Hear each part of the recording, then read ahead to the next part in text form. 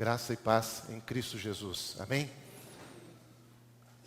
Louvado seja o nome do Senhor por mais esta oportunidade que temos de estarmos como igreja reunidos para louvar, exaltar, glorificar o nome do Senhor e prestarmos o nosso culto a Ele, porque Ele é merecedor de toda a honra, de toda a glória e de todo o louvor.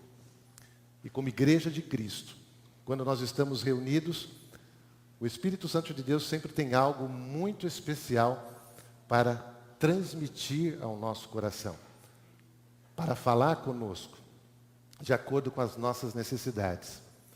Eu não sei qual é a necessidade de cada um de vocês que estão aí. Talvez vocês não saibam das minhas necessidades também.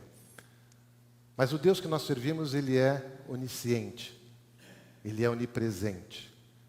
Ele é onipotente, que realiza os milagres que o ministro Rubens muito bem colocou, tecendo comentários em algumas passagens da Bíblia que foram ditas e lidas aqui. E é este Deus que nós servimos, é este Deus que permitiu que levantássemos de nossas camas no dia de hoje, pudéssemos estar com os nossos familiares, com o nosso cônjuge, que pudéssemos ter momentos alegres, desfrutando da companhia dos nossos queridos irmãos. É este mesmo Deus que está aqui, pronto para atender a minha e a sua necessidade, de acordo com a sua soberana vontade. O texto que quero compartilhar com os irmãos se encontra na carta do apóstolo Paulo aos Filipenses, o capítulo de número 3, a partir do versículo de número 10 até o 14. É um texto que eu creio muitos dos irmãos conhecem, mas vamos tecer algumas ponderações nas palavras que aqui foram registradas pelo apóstolo Paulo, que diz assim: quero conhecer a Cristo, ao poder da sua ressurreição e a participação em seus sofrimentos, tornando-me como ele em sua morte, para de alguma forma alcançar a ressurreição dentre os mortos.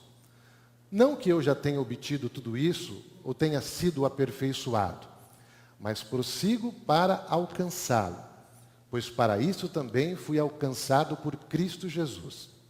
Irmãos, não penso que eu mesmo já o tenha alcançado, mas uma coisa faço, esquecendo-me das coisas que ficaram para trás e avançando para as que estão adiante, prossigo para o alvo, a fim de ganhar o prêmio do chamado celestial de Deus em Cristo Jesus.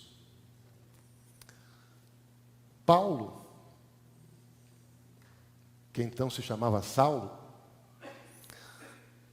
foi um homem que, desde a sua infância, a Bíblia nos diz que ele era da tribo de Benjamim, foi criado segundo a lei dos fariseus, tinha um conhecimento muito profundo das Escrituras, foi criado aos pés de Gamaliel.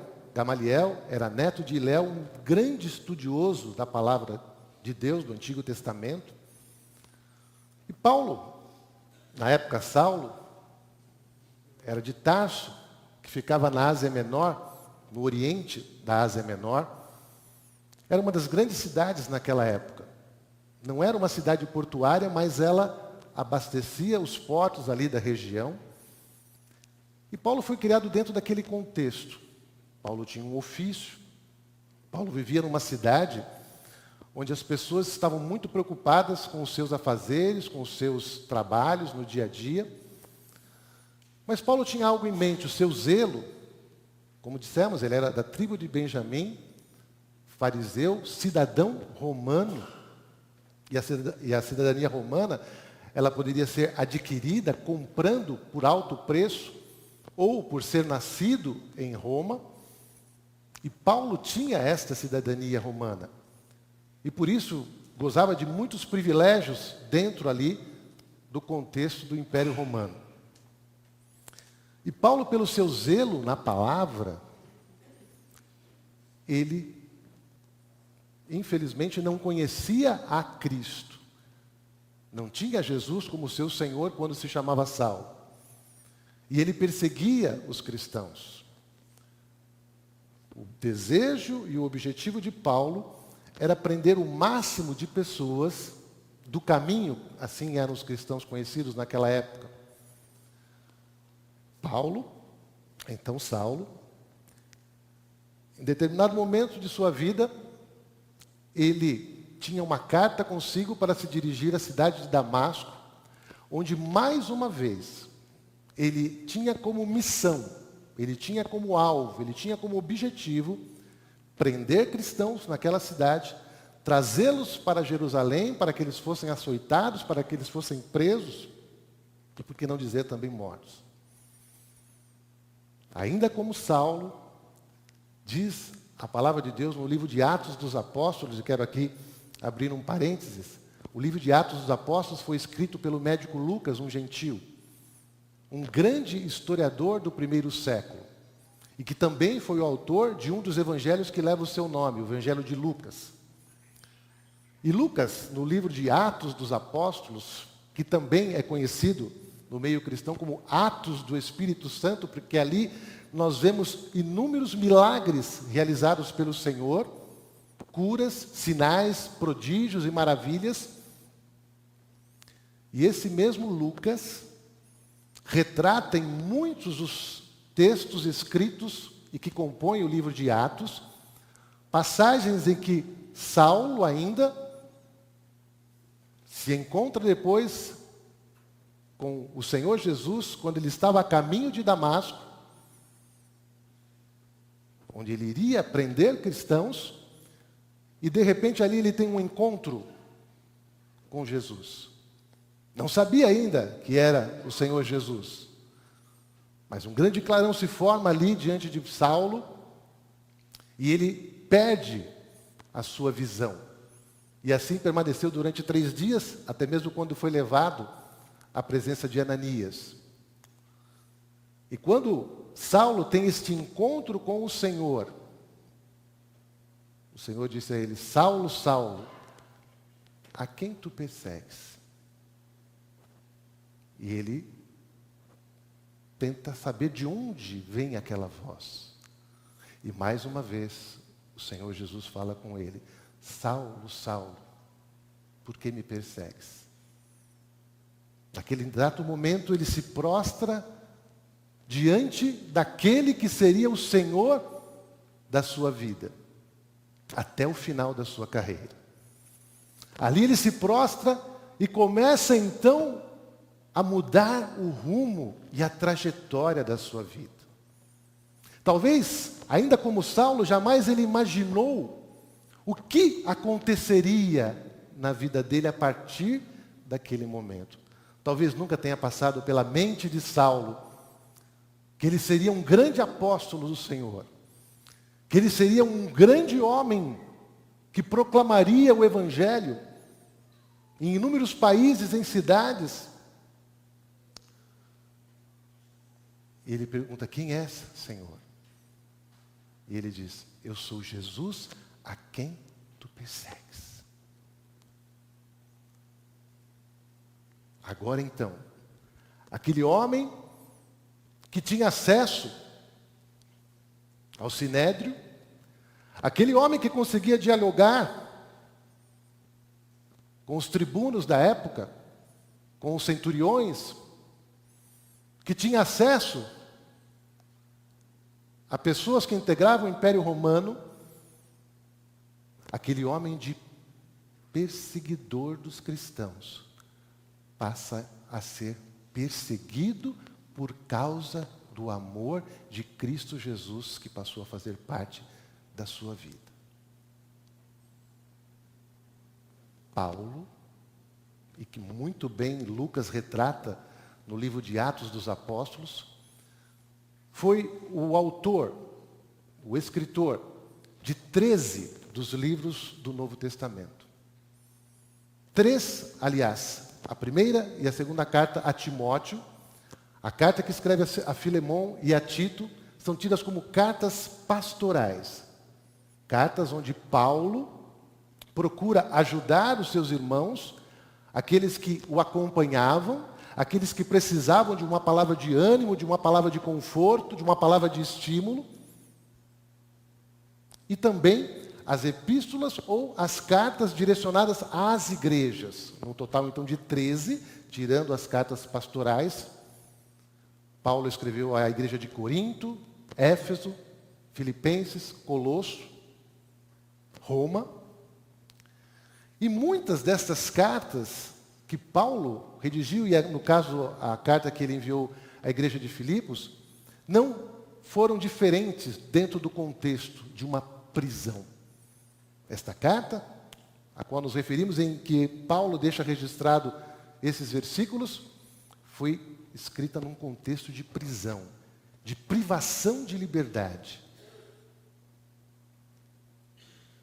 Paulo passou a sentir na pele o que é ser um servo de Deus.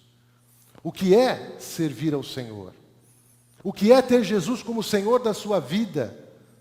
O que é realmente desfrutar da plenitude de Deus no seu dia a dia. O que é sentir o poder de Deus de uma forma muito especial, de uma forma muito intensa no seu ministério. Paulo sabia muito bem que servir a Deus exigiria renúncia, que servir a Deus exigiria submissão, que servir a Deus exigiria dele uma vida de uma plena comunhão com Deus. E nas suas cartas, sejam elas pastorais ou sejam elas direcionadas às igrejas, Paulo sempre colocava as experiências vividas com o Senhor. Paulo, ou ele era odiado, como ele era odiado pelas pessoas que seguiam a lei naquela época, ou ele era amado. O mesmo Paulo.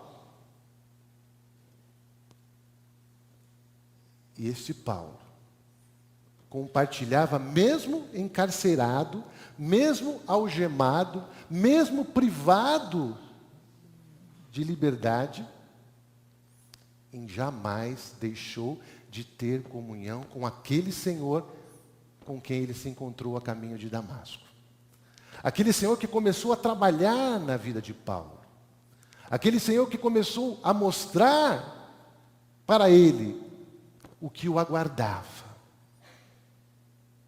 Aquele Senhor que começou a trabalhar na mente e no coração de Paulo, mostrando para ele que ele seria um instrumento nas mãos de Deus. Este mesmo Paulo, depois que teve um encontro com Cristo, ele deixava bem claro nos seus escritos que servir a Deus não é muito fácil. E talvez alguns de vocês que estão aí tenham acordado no dia de hoje, ou quem sabe algumas semanas atrás, dizendo: não estou suportando mais, a pressão é muito forte no meu trabalho, as pessoas ali querem que eu me enverede pelo caminho da corrupção, mas a palavra de Deus diz o contrário, que eu não preciso disso para sobreviver. Talvez você esteja enfrentando uma enfermidade na sua vida, ou alguém da sua família, e você fica imaginando: mas Senhor, por que isso está acontecendo? Eu tenho certeza que Paulo, muitas vezes, quando ele acordava, em meio a uma prisão gelada, no calabouço, sem ter muitas vezes o que comer, o que se passava na mente daquele homem? Mas quando ele começava a lembrar daquilo que Deus havia colocado no seu coração, quando ele começava a rememorar a experiência que ele teve com o Senhor Jesus, quando ele começava a lembrar dos feitos que Deus havia realizado através da sua vida, quando ele começava a lembrar dos milagres que Deus havia operado, das coisas que o Espírito Santo de Deus havia revelado ao seu coração, aquela prisão não era nada. Aquelas algemas não significavam nada. Porque, apesar de estar privado da sua liberdade, ele tinha a liberdade de poder glorificar a Deus. Ele tinha a liberdade de poder exaltar o nome do Senhor. Ele tinha a oportunidade de dizer: Senhor, eu estou aqui. Não sei por quanto tempo ainda eu vou permanecer preso, encarcerado. Mas eu estou aqui, Senhor. Eu estou aqui para fazer a sua vontade. Eu estou aqui para morrer pelo Senhor, se for o caso. Mas se o Senhor quiser que eu viva mais um pouco, estou disposto a viver fazendo a sua vontade. Na segunda carta do apóstolo Paulo aos Coríntios, no capítulo 11, a partir do versículo 22, ele retrata exatamente isso que eu disse para os irmãos. São eles hebreus? Eu também. São eles israelitas? Eu também. São descendentes de Abraão? Eu também. São eles servos de Cristo? Eu ainda mais. Trabalhei muito mais. Fui encarcerado mais vezes. Fui açoitado mais severamente e exposto à morte repetidas vezes. 5 vezes recebi dos judeus 39 açoites. 3 vezes fui golpeado com varas. 1 vez eu fui apedrejado. 3 vezes sofri naufrágio. Passei uma noite e um dia exposto à fúria do mar. Estive continuamente viajando de uma parte a outra. Enfrentei perigos nos rios, perigos de assaltantes, perigos dos meus compatriotas, perigos dos gentios, perigos na cidade, perigos no deserto, perigos no mar e perigos dos falsos irmãos. E ele continua: trabalhei arduamente. Muitas vezes fiquei sem dormir, passei fome e sede, e muitas vezes fiquei em jejum. Suportei frio e nudez. Além disso, enfrento diariamente uma pressão interior, a saber, a minha preocupação com todas as igrejas. Quem está fraco, que eu não me sinta fraco. Quem não se escandaliza, que eu não me queime por dentro. Se devo me orgulhar, que seja nas coisas que mostram a minha fraqueza. Paulo sabia que o poder de Deus na vida dele se aperfeiçoava na sua fraqueza. Quando ele escreve, no capítulo 4, versículo 16, da carta aos Filipenses, ele diz assim: posso todas as coisas naquele que me fortalece.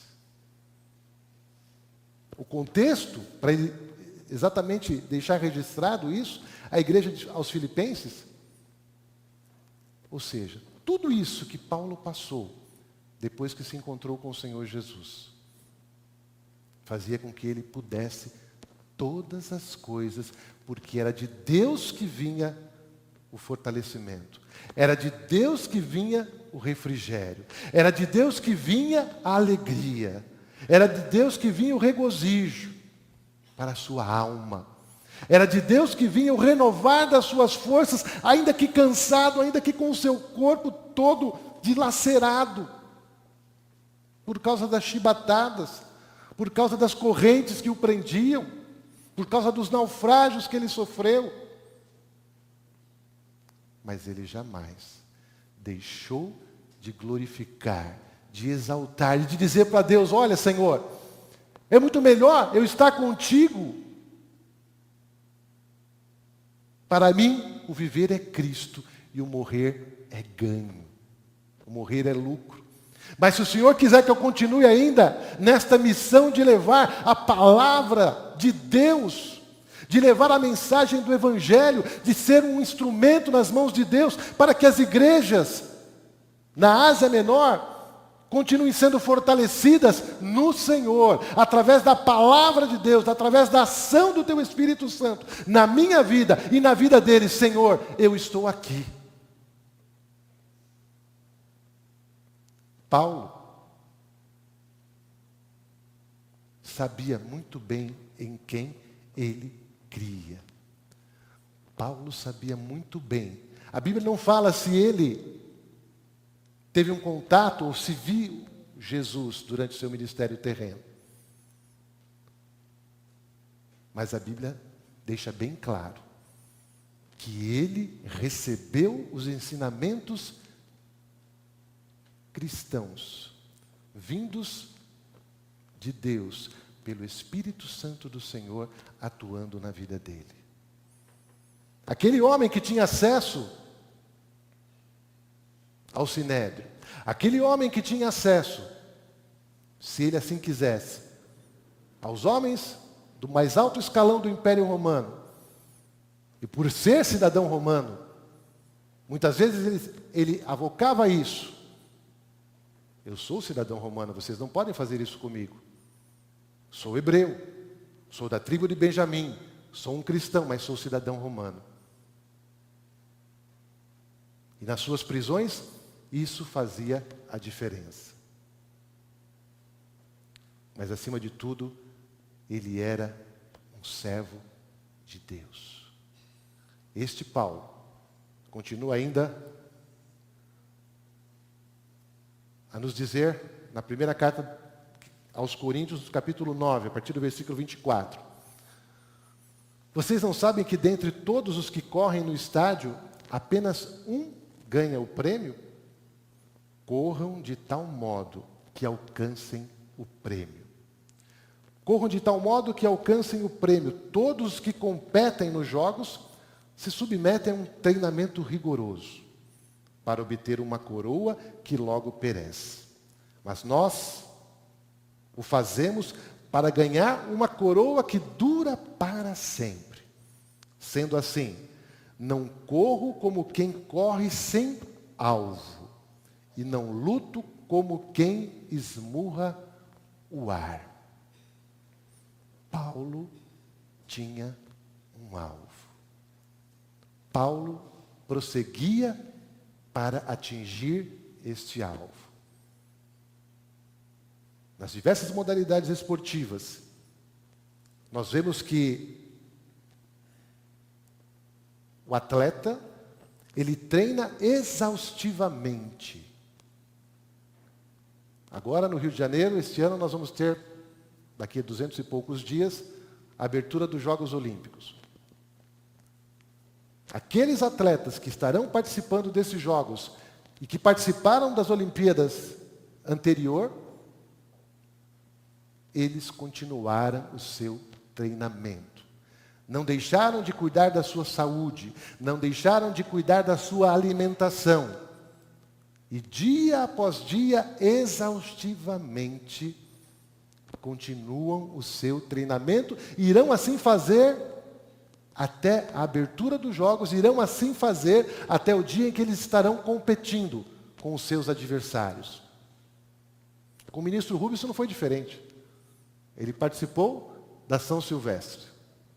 Eu tenho certeza que quem acompanhou as suas postagens no Face, sabia que ele não começou correndo 14 quilômetros. Não começou correndo ali na Avenida Paulista, subindo a Brigadeiro Luiz Antônio. Não. Ele começou um pouco de cada vez, até conseguir, assim como outros atletas, terminar a prova. Mas ele não começou correndo os 14 quilômetros. Paulo, ao fazer esta comparação do cristão como um atleta, ele está dizendo a mesma coisa. Talvez alguns de nós, na nossa caminhada, na nossa jornada, para alcançarmos o nosso alvo, vamos tropeçar algumas vezes. Vamos cair, vamos ficar enfermos, vamos ficar com dores musculares, espiritualmente falando. Mas nós temos que ter em mente que de Deus vem a nossa força. Era isso que motivava Paulo. Que do Senhor, ele sabia que viria o refrigério para a sua vida. Os homens achavam que prendendo Paulo, que castigando Paulo, que tentando impedi-lo de proclamar as boas novas do Evangelho, iriam fazer com que ele perdesse esta comunhão com o Senhor. Iriam impedir que Paulo continuasse tendo acesso a Deus. Quando ele e Silas estavam presos, diz que por volta da meia-noite, Paulo e Silas oraram e cantavam louvores a Deus. Prestem bem atenção. Oravam e cantavam louvores a Deus. E não aconteceu nada, né? Tudo continuou como estava.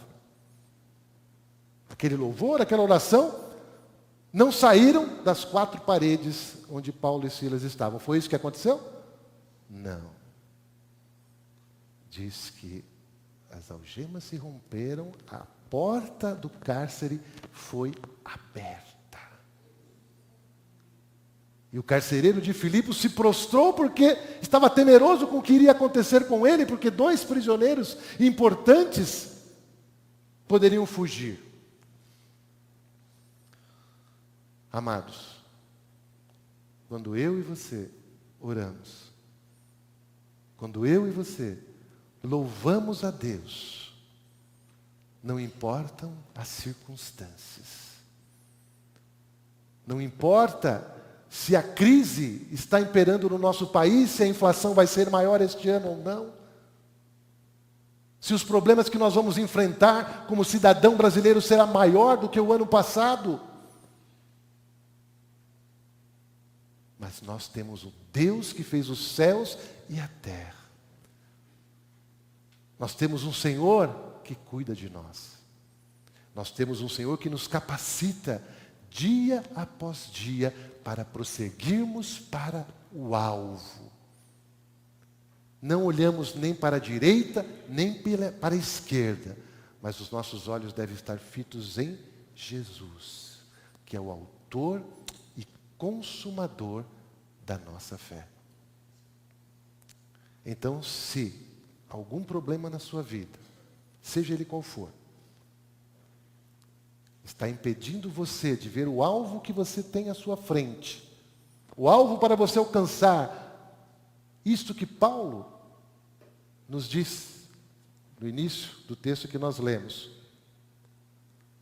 esquecendo-me das coisas que para trás ficam e avançando para as que estão diante de mim, prossigo para o alvo, para ganhar o prêmio da soberana vocação em Cristo Jesus. Irmãos, para concluir, não permita que as adversidades, não permita que os problemas, não permita que as lutas, as provações, se questionam você, se criticam você porque você é um cristão agora e você não era. Você estava, talvez, nos bares bebendo, talvez fazendo uso de drogas, talvez na prostituição. E quando você passou a professar a sua fé em Cristo, aqueles que estavam ao seu redor, parentes, familiares, amigos, colegas de trabalho, disseram: você ficou maluco agora? Que negócio é esse de ser cristão? Que negócio é esse de falar que serve a Deus, que vai à igreja todo domingo, que lê a Bíblia, que ora, que dá o seu dízimo, que professa a sua fé publicamente em Jesus? Nós incomodamos as pessoas. Paulo também incomodou as pessoas. Mas nada disso fez com que ele perdesse o foco de prosseguir para alcançar o seu alvo. Se você nesta noite, por algum motivo, perdeu a visão do alvo que Deus colocou diante de você, que nesta noite, ou que nesse entardecer, você peça a Deus: Senhor, me resgate essa visão. Senhor, me mostre o que está errado na minha vida. Senhor, me ajude a corrigir os meus erros. Senhor, Me mostre o que eu preciso fazer para ser um servo mais fiel, para ser uma serva mais fiel, para ser um filho de Deus, onde as pessoas ao olharem para mim, vejam que algo diferente está em mim. Que quando eu sair da minha casa e for para o meu trabalho, o meu andar, o meu falar, o meu proceder, as minhas atitudes, o meu comportamento, possa chamar a atenção das pessoas. Possa fazer com que elas se dirijam até a minha pessoa e digam: o que aconteceu com você? Você não é mais o mesmo. O seu falar é diferente. O seu rosto agora transmite paz. As palavras que saem da sua boca não são palavras maldizentes. Não são palavras de injúrias, difamações, de críticas. Mas são palavras de vida, palavras de esperança, palavras que tocam o meu coração. Não vai adiantar nós reclamarmos do governo. Não vai adiantar nós ficarmos falando de crise dia após dia. Deus espera de cada um de nós, de homens e de mulheres que o servem, que façam a diferença no meio da crise. Que não deixam a crise ofuscar a sua visão do alvo que está diante de cada um de nós. Peça a Deus: Senhor, tire tudo isso, tire todo esse embaraço, tire todo esse tropeço do meu caminho, Senhor. Eu tenho um objetivo, eu tenho um alvo, eu tenho um propósito. E eu quero, Senhor, que mesmo em meio às minhas fraquezas, como Paulo mesmo dizia, que mesmo em meio às minhas limitações, eu quero, Senhor, ser bênção na vida das pessoas. Eu quero, Senhor, se quando alguém vir até mim, precisando de uma palavra de ânimo, de uma palavra de conforto, que eu seja um instrumento nas mãos de Deus, para falar: Deus é contigo, meu irmão, Deus é contigo, minha irmã, Deus tem uma palavra de vida para você, que está nas drogas, Deus tem uma palavra de cura para você, que está aí num leito de enfermidade, Deus tem uma palavra de libertação para você, que está aí com problemas no seu casamento, com problemas no seu filho, que está fazendo uso de drogas, do álcool. Deus tem um plano na sua vida, e é isso que Deus espera de mim, que espera de vocês, que espera de nós. Permita o fruir, como o ministro Rubens muito bem colocou no culto da manhã. Nós temos o fruir de Deus na nossa vida. E é esse fruir que fazia com que Paulo jamais perdesse a visão. Que Paulo jamais perdesse o foco. Que Deus abençoe ricamente a cada um de nós. Eu não sei o que você vai buscar aqui nesta noite. Que você cuje a sua cabeça, e seja qual for a sua necessidade, Deus está pronto para tocar em você agora. Deus está pronto para enxugar do seu rosto toda lágrima. Deus está pronto para dar a paz que você veio buscar aqui nesta noite. Deus está pronto para renovar as suas forças, inundar o seu coração com a doce presença do seu Santo Espírito. Pai Celestial, diante da tua presença, nos prostramos, ó Deus, e reconhecemos a nossa pequenez. Sabemos, ó Deus, que somos limitados, que precisamos, ó Deus, da ação do Senhor na nossa vida.